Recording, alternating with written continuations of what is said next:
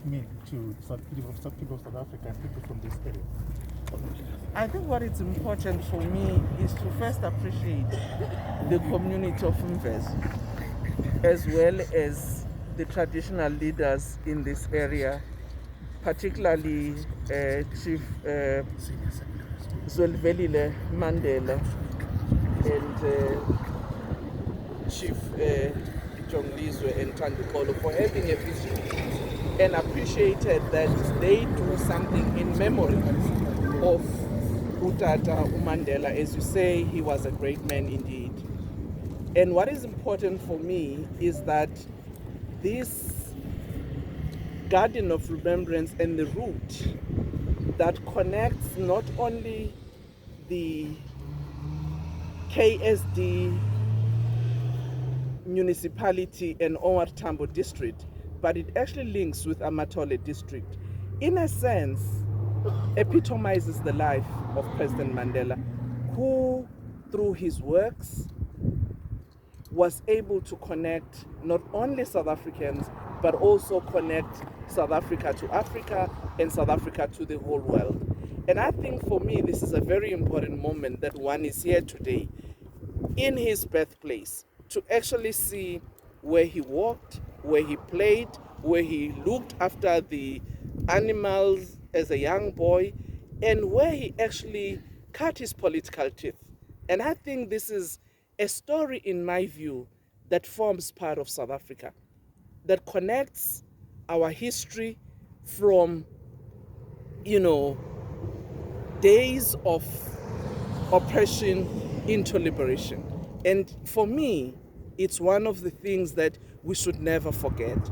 One of the interesting things about this region, not just the OR Tambo region, but also Amatole district, is that it has a rich history of a number of leaders of the liberation movement who are here in the birthplace of Utata Mandela. If you just go further to Enkantolo in Bizane, that's where you would find the birthplace of Tata OR Tambo. When you go same in Bizane, that's where you would find the birthplace of Mama Unomzamu Winnie Madikizela Mandela. Again, if you go here in Bashe, that's where you would find the birthplace of Utata Ujabavu, Utata Governembeki. So if you really just look at this region, it actually tells the history of South Africa.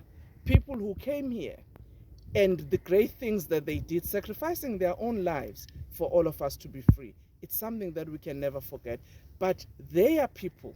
For me, it's what their legacy should represent. And what can we do as South Africa for having had such leaders so that their memory can not only live in the books, but can actually live in the daily lives of people who can say, through them, we have seen what it is to be free.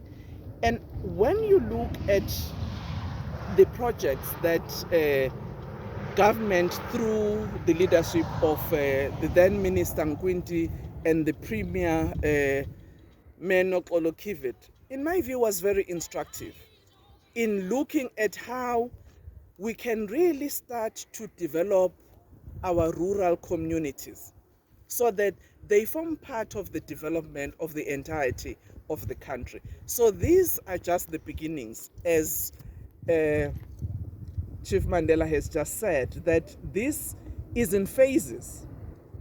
We still are looking forward to the third phase that will connect these two villages to Elliotdale. But what for me was important when I hear about what was done in the way in which these projects were delivered was involving the communities in taking part in their own development, which therefore talks about the ownership. And for me, it's what we need to continuously encourage. Chief Mandela sent me the photos of the produce of what the women in these gardens actually produce, which gives you an indication that if government as an enabler working with communities can actually achieve a lot. And this is what we need to continuously encourage. Even in the times of Corona, we've seen how it has exposed the poverty in our communities that still remain, which we need to deal with. And I must say that President Cyril Ramaphosa, in the initiatives that he's been making, not just in the prevention, but also in saying how can we target those who are most vulnerable in society, is much more commendable.